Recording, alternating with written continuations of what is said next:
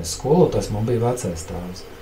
Viņš ļoti līdzsvarot personu, viņš ar jogu nodarbojās.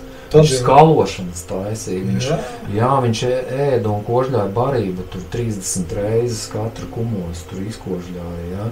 Viņš bija veģetārietis, tur var sakot rītīgi nopietnas, bet viņš neko nesludināja, nevienam neko nestāstīja. Ja. Viņš pats zināja, ko viņš nodarbojās? Nezinu, ko viņš zināja, bet es tikai zinu to, ka viņam bija tās te zināšanas kaut kādas. Man mamma arī stāstīja, vecā mamma stāstīja, ka viņš nodarbojas ar, man liekas, pat nesauc to pa jogu, viņš vienkārši elpoja, kaut kāds elpošanas vingrinājumus taisīja diētu, viņam bija savu.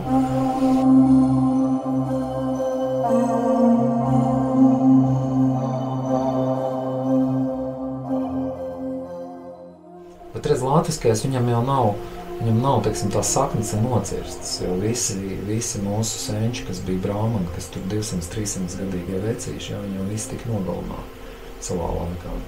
Un krustneši vienkārši viss nodomāja.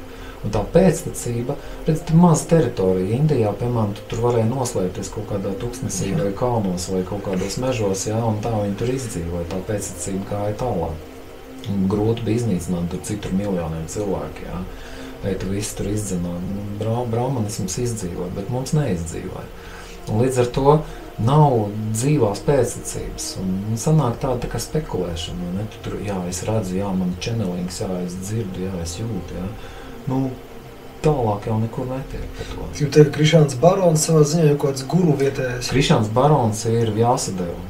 Vietējais, guruģi. Es esmu pilnīgi man viņš uz altāru mājās, tā man stāv uz altāru mājās Jāsadeva un Krišāns Barons. Viņa uz vienu plaukta stāv.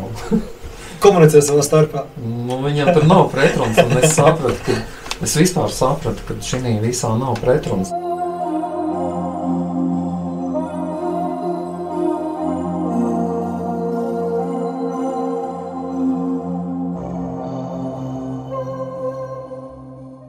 Un kas tagad pēdējos gados? Dainas dziedu, prakses nav prakses.